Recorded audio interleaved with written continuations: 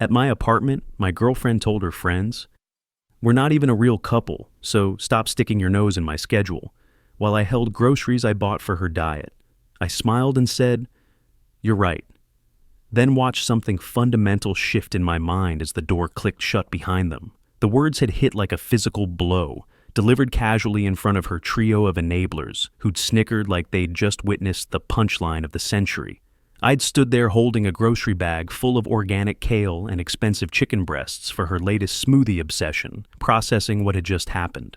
Ashley had tossed her perfectly styled hair, already texting about weekend plans I apparently wasn't invited to know about, while Lauren, Megan, and Kate, her constant audience of smirking validation seekers, had erupted in synchronized laughter at my expense. But as their footsteps faded down the hallway and silence settled over my apartment, I felt something I hadn't experienced in months: absolute clarity. The fog of trying to make this relationship work, of accommodating her increasingly disrespectful behavior, of pretending her friend's constant mockery was just harmless teasing. All of it lifted in an instant. Ashley wanted to play the "not a real couple" card. Perfect. I'd show her exactly what that meant. The strategic part of my brain, the part I use daily in my web development work to solve complex problems and anticipate system failures, began analyzing our entire relationship with cold precision. For 18 months, I'd been operating under the assumption that we were building something together. For the past 8 months, she'd been living in my apartment, my name on the lease, my name on utilities, my name on everything that mattered. I'd been subsidizing her lifestyle while she treated me like an inconvenient roommate who occasionally provided benefits. As I stood in my kitchen, still holding those groceries, I realized Ashley had just handed me the perfect justification for every action I was about to take. She'd publicly declared we weren't a real couple in front of witnesses, while living rent-free in space I was paying for. From a strategic standpoint, she'd just given me carte blanche to treat her exactly as she'd defined our relationship, as nothing at all. The apartment felt different already, like I was seeing it clearly for the first time in months. Every surface cluttered with her aesthetic choices, every corner claimed by her endless collection of throw pillows and scented candles. My space had been gradually transformed into her Instagram backdrop, while I'd been too accommodating to notice the complete takeover. But accommodation time was over. What Ashley and her friends didn't understand was that my professional background had given me a particular set of skills perfectly suited for this situation. As a freelance web developer, specializing in data analysis and system architecture, I'd spent 7 years learning how to break down complex problems into manageable components, identify weak points in existing systems, and implement solutions that eliminated inefficiencies. I'd successfully managed projects worth hundreds of thousands of dollars, coordinating multiple stakeholders while maintaining strict deadlines and clear accountability structures.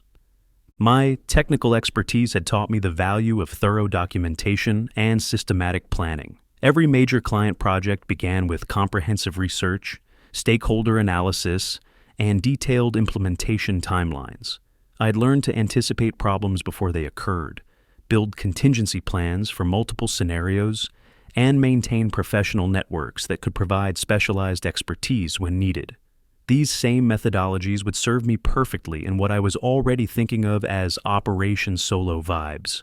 Financially, I was in an incredibly strong position that Ashley had never fully grasped. My freelance web development business generated between $85,000 and $120,000 annually, depending on project volume. But more importantly, I'd been consistently saving and investing for 6 years. My emergency fund contained $45,000 in liquid savings, while my investment portfolio had grown to approximately $180,000 across diversified index funds and individual stock positions.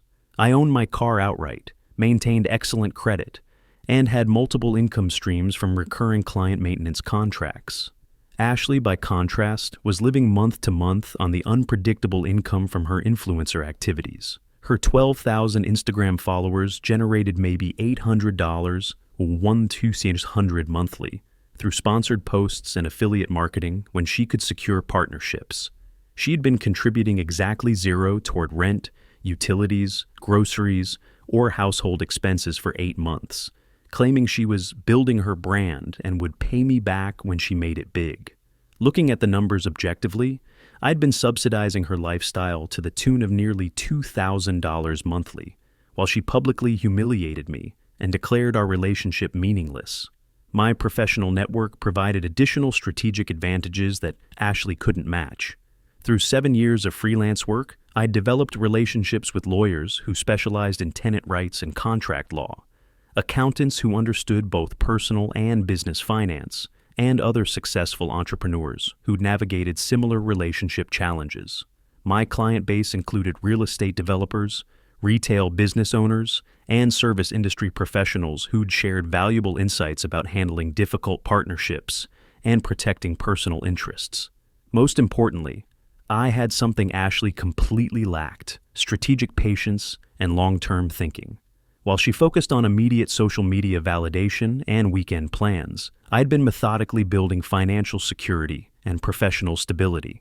My approach to problems involved thorough analysis, careful planning, and systematic execution rather than emotional reactions and dramatic confrontations. Ashley had just declared war on someone whose entire career was built on identifying system vulnerabilities and implementing comprehensive solutions.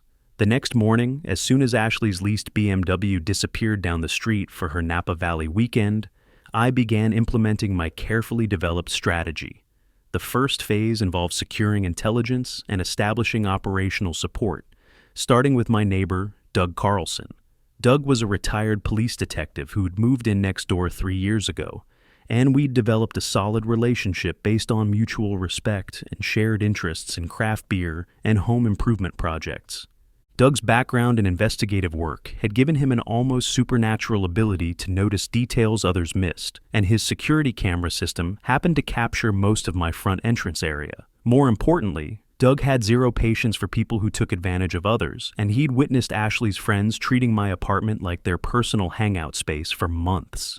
When I explained Ashley's "not a real couple" declaration and my planned response, Doug's reaction was immediate and enthusiastic.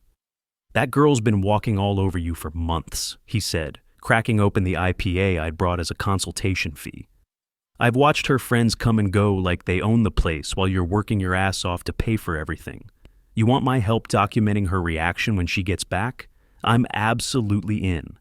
We spent an hour developing a communication plan that would ensure Ashley's return would be perfectly documented, while Doug played the role of concerned neighbor, sharing information about my weekend transformation.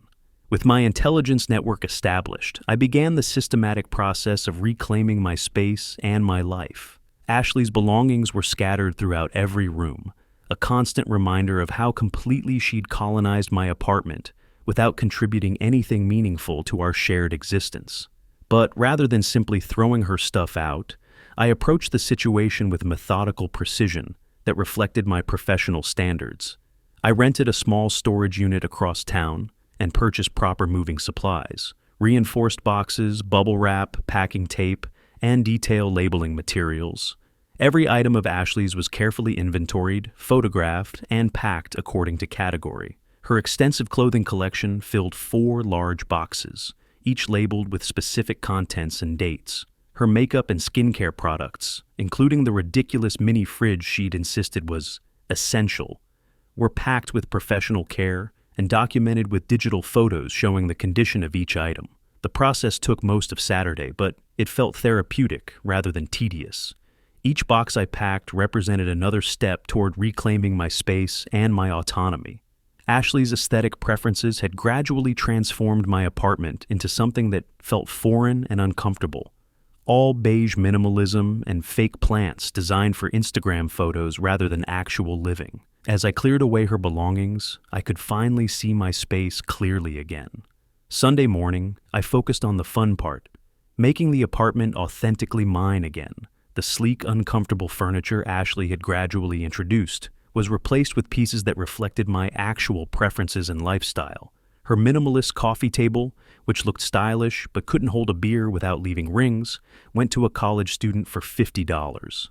In its place, I bought a solid wood table with built-in storage that could handle my work equipment, gaming controllers, and weekend projects without requiring constant coasters and careful maintenance. The real game changer was finally getting the dog I'd wanted for years. Ashley's claimed allergy had been the excuse for rejecting every suggestion about pet ownership, but I'd always suspected it had more to do with not wanting animal hair on her carefully curated outfits. At the local shelter, I found Nacho, a 15-pound pug with the personality of a much larger dog and an immediate talent for making me laugh. Within hours of bringing him home, Nacho had claimed the new sectional I'd bought and established himself as the apartment's rightful king. I also purchased the mountain bike I'd been wanting for 3 years, something Ashley had consistently vetoed as cluttering the aesthetic. The sleek black Trek looked perfect in my living room next to the vintage arcade machine I'd found at an estate sale. Neither item was functional in the traditional sense, but both represented freedom to make choices based on my preferences rather than someone else's social media image requirements. The digital elements of my transformation were equally systematic. I changed the Wi-Fi network name to Jake's Castle and updated the password to Not Your House 123. Subtle enough to avoid being obviously petty, but clear enough to communicate the new reality. My social media presence, which had been carefully curated to avoid affecting Ashley's image, suddenly showcased my actual interests and lifestyle choices. The Instagram post featuring Nacho sprawled regally on the new sectional, captioned, "New roommate, new vibes, solo vibes," generated more genuine engagement than anything I'd posted in months. Sunday evening, I positioned myself with a clear view of both the door camera feed and the living room window, timing everything perfectly for Ashley's expected return. Doug had confirmed his availability to play the concerned neighbor role, and Nacho was positioned strategically on his throne-like sectional where he'd be visible through the front window. Every element was in place for what I expected would be a memorable confrontation. The doorbell camera pinged it exactly, showing Ashley in a sundress and oversized sunglasses, looking refreshed from her weekend and completely unprepared for what she was about to discover. She approached the door with her usual confidence, already scrolling through her phone as she reached for her keys. The confusion on her face when the lock didn't turn was immediately visible, followed quickly by annoyance as she tried again with more force. Her phone calls went straight to voicemail, exactly as I'd planned. 5 increasingly frantic attempts later, she was pounding on the door and calling my name with rising desperation. That's when Doug's porch light came on, and he emerged in his slippers, coffee mug in hand, playing his role perfectly. "Evening, Ashley," he called out with practiced concern. "Thought I heard some commotion. Everything all right?" The conversation that followed was exactly what we'd rehearsed, with Doug playing the helpful neighbor, sharing information about my weekend activities. "Jake's been busy this weekend," he explained with perfect innocence. "Mentioned something about you two not being a real couple, so he's been embracing the single life. Got himself a dog, redecorated, seems really happy about the whole thing." Ashley's reaction was everything I'd hoped for and more. The progression from confusion to shock to fury was clearly visible through the camera feed as she processed Doug's carefully delivered information. When she peered through the living room window and saw Nacho sprawled on furniture she didn't recognize, in a room that no longer contained any trace of her influence, the sound she made was part scream and part strangled sob. My text message was perfectly timed to arrive as she stood there taking in the full scope of her changed circumstances. "You said we're not a real couple, and I don't get a say in your schedule. Cool, this is my apartment and you don't get a say in it. Your stuff is at Secure Store Facility on Pine Street, Unit 23. Code is 8547, paid through next month. Good luck." The message was factual, helpful, and completely devastating in its calm professionalism. Watching Ashley read the text and realize the full implications of her situation provided a satisfaction I'd never experienced before. 8 months of condescension, public humiliation, and financial exploitation had just come due all at once. She threw her phone in frustration, called one of her enabling friends for rescue, and stormed off into the night while Nacho snored peacefully on his sectional throne. The social media fallout began within hours and proceeded exactly as I'd anticipated. Ashley's Instagram became a festival of vague victim posts about betrayal and toxic people, while her trio of supporters chimed in with predictable accusations about my character. But I'd prepared for this response by documenting everything systematically and maintaining relationships with mutual friends who could see the full picture. My counter-narrative launched Tuesday morning with a carefully crafted Facebook album, visible only to mutual friends and family. The before and after photos told the story perfectly. My apartment transformed from Ashley's beige Instagram backdrop into a space that actually reflected my personality and interests. The contrast was dramatic and spoke for itself without requiring explanation or defensiveness. The final photo showed me and Nacho relaxing in our reclaimed space with the caption, "Heard I'm not part of a real couple, so I'm living my truth. Nacho approves of the solo vibes." The response was immediate and overwhelmingly supportive, with friends commenting that they hadn't realized how much Ashley had changed both my living situation and my personality over the past months. Within a week, I'd received reports through mutual friends that Ashley had worn out her welcome crashing with Lauren and was complaining constantly about the injustice of her situation, while contributing nothing to household expenses. Her attempts to secure new living arrangements were complicated by her lack of rental history, employment documentation, or savings for deposits and first month's rent. Ashley's desperate legal consultation resulted in a laughable demand letter from a discount lawyer claiming I owed her compensation for emotional distress and demanding access to her home. My response, prepared by a real attorney who specialized in tenant law, included copies of my lease agreement, utility bills, and a detailed accounting of the $16,000 in rent, utilities, and groceries Ashley had consumed without compensation over 8 months.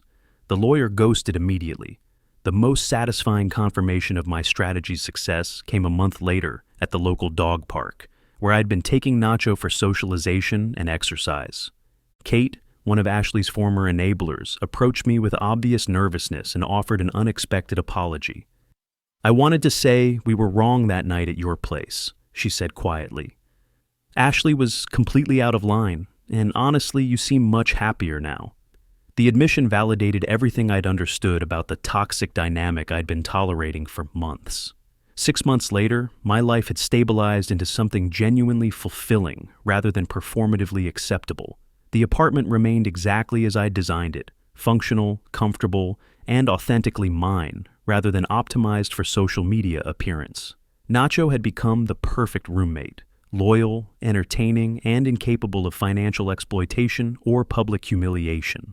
My work productivity had increased significantly without constant interruptions from Ashley's friends treating my home like their personal hangout space. Ashley eventually moved back with her parents 2 hours away, effectively ending her local influencer aspirations and social media presence. Her Instagram went dormant after a final series of posts about new beginnings and learning to love myself, the universal language of someone whose previous strategy had collapsed completely. Lauren, Megan, and Kate had moved on to supporting other people's drama, leaving Ashley to face the consequences of her choices without her usual audience of validation. My dating life, when I eventually chose to pursue it, operated on completely different principles than my relationship with Ashley had. Financial transparency, mutual respect, and genuine partnership became non-negotiable requirements rather than nice-to-have ideals. The experience had taught me invaluable lessons about establishing boundaries, recognizing manipulation, and trusting my instincts when someone's actions contradicted their words. Most importantly, I'd learned that sometimes the most devastating response to disrespect is simply agreeing with someone and letting them experience the full consequences of what they've actually asked for. Ashley had declared we weren't a real couple while living in my space and consuming my resources. By taking her at her word and responding accordingly, I'd given her exactly what she'd claimed to want while reclaiming everything I'd been giving away without appreciation or reciprocation. The strategic patience had paid off perfectly, and both Nacho and I were living proof that sometimes the best revenge is simply agreeing with someone and building a better life without them.